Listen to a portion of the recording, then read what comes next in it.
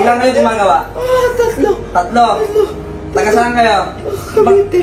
Ba't yung pinarusahan to? Mayabang. Ano ba? Nakagalit mo? O trip mo lang sa online? Mayabang. Taon sa online? Wala to. Ano pa rin? Kumikit ka na na maigi. Sino ka ba? Bakit pinaglalaro mo tong taong to? Ang guwapo kasi. Ang pogi. Umalis ka sa kanyang katawan. Ayoko. Bakit? Guwapo eh. Guwapo. Humingi ng pasensya ang content creator na si Wamos Cruz sa mga lehitimong manggagamot na na-offend sa ginawa niyang panggagaya sa pagpapagamot ng kanyang kapatid na si Awit na umano'y sinaniban. Paglilinaw ni Wamos na hindi niya ginawa ang video para insultuhin ang mga manggagamot at lalo nang hindi niya nais na sirain ang reputasyon ng mga ito. Nilinaw niya na ang kanyang ginawang video ng panggagaya kay Awit ay para lamang ito sa kanyang kapatid at para lang makahatid ng saya sa manonood. Binigyang diin niya na for entertainment purposes lamang ang kanyang video at wala sa kanyang layunin ang makasakit ng mga nasa larangan ng paggagamot. Hindi rin daw siya umano naniniwala sa kanyang kapatid kaya siya natatawa at dagdag pa niya ay hindi sa hinuhusgahan niya ang nagsagawa ng paggagamot na pareho nilang content creator. Ngunit ang mga lehitimong manggagamot raw ay hindi nagpro-promote ng sugal at hindi nagkakasino. Narito ang bahagi ng naging pahayag ni Wamos. Kaya ako gumawa ng video kasi gawa nga po ng last time na post ko nga pala nung nakaraan patungkol dun sa parang sinaniban. So yun po ay ginawa ko lamang kasi for entertainment lang po. Alam niyo naman kung bakit ko ginawa yun dahil din sa napanood ko yung kay Awit na sinaniban siya kuno na ewan ko dun sa dalawang yung kung anong klaseng trip na meron sila. So unang-una po sa lahat, sa mga manggagamot po, maraming salamat po sa mga nakaintindi patungkol po doon sa ginawa ko pong entertainment purpose. So, sa mga hindi naman po nakaintindi sa akin, sa mga manggagamot po, humihingi po ako ng pasensya sa inyo. No? Wala po akong balak insultuhin yung mga gumagamot about sa mga kulam at sa mga faith healer. Wala po ako diyang iniinsulto sa mga manggagamot ko na mga ganyan. Alam ho ni Nick yan.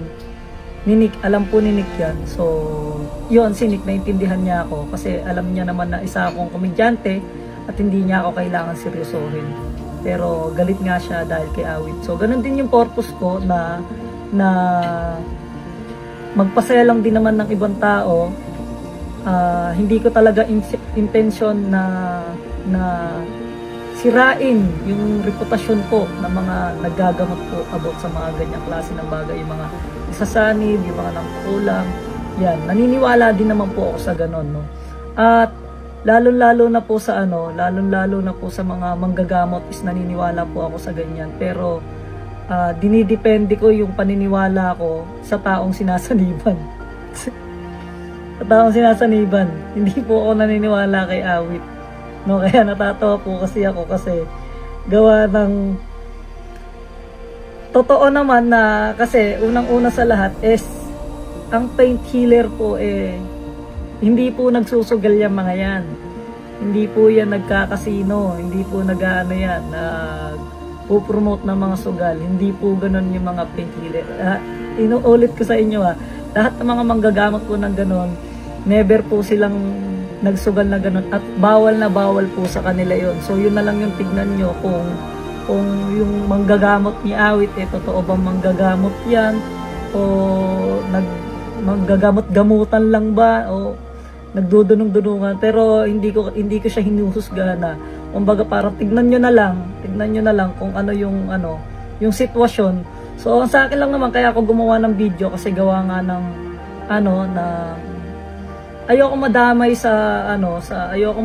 sa doon sa mga ginawa ng kalokohan ng kapatid ko kasi yung iba nagko-comment sila na bakit hindi mo na lang suportahan yung kapatid mo ganito, bakit pinagtitripan mo pa, bakit pinagtatawanan mo pa yung kapatid mo. ano ho, kabisado ko na ho yung kapatid ko ho yun. Kaya hindi nyo ho ako kailangan diktahan kung ano yung mga, kung hindi nyo kailangan diktahan kung kailangan ko ba suportahan yung kapatid ko o hindi ko susuportahan. Kasi isa lang naman yung hangarin ko eh, no? Hindi ko kailangan di porket kapatid ko si Awit, eh, kailangan ko suportahan yung mga kalokohan na bagay na ginagawa niya, diba? So, hindi lahat ng kapatid ganon. Okay? So, kung tama naman ang ginagawa ni Awit, susuportahan ko siya. Ganon lang yon. Kung kayo naman ang kuya, kung kayo naman ang kapatid, kung alam nyo naman ng tama ang ginagawa ng kapatid mo, eh susuportahan mo naman talaga. Kasi tama naman at wala namang ginagawang kalokohan. Pero, diba? Pero kung medyo alam mo na medyo kalokohan na yung ginagawa or parang katimangan na, kagunggungan na yung ginagawa, eh hindi natin kailangan suportahan yung mga ganong klase ng bagay, mga parno. So this time, siguro ewan ko ba kung anong trip ni Awit, nagpapasaya lang ba si Awit, pinapasaya lang ba nila kayo, pinapasaya niya lang ba kayo, hindi ko rin alam eh, kasi ako nung napanood ko, hindi ako naawa, natawa ako eh. Natawa ako, sa totoo lang, hindi ako naawa, natawa. Kasi nga, syempre, wala, yun yung sense ko. Yun yung sense ko yun yung sense ko para kay Awit. So, kayo bahala kayo kung kung visit ba kayo kay Awit, nakaw ba kayo kay Awit, may mga kanya-kanya tayong nararamdaman para kay Awit, di ba? So, syempre, ewan ko kung nagpapasaya lang si Awit, kung gusto niya lang talaga, kung nagpapasaya lang siya at scripted talaga yung ginagawa niyang ganon, eh mali yun. Di ba? Mali naman talaga yun. Pero kung totoo naman yun, eh dapat siguro, ang tawagin niya siguro si Nico, kaya sila, Madam J. Costura, yun talaga, talaga yung legit talaga yun. Pero yung mga yun, hindi na po-promote yun Pero eto, nagpo-promote to yung nag-ano-ano kay Awit, di ba? Pero hindi ko siya hinuhusgahan, hindi ako nang huhusga rito, wala akong hinuhusgahan na tao rito. Kay kapatid ko, wala naman akong hinuhusgahan. Yung side lang, yung side ko lang din, at saka yung mga nababasa ko lang din naman sa comment section, tsaka yung mga sa lahat ko ng mga naapektuhan,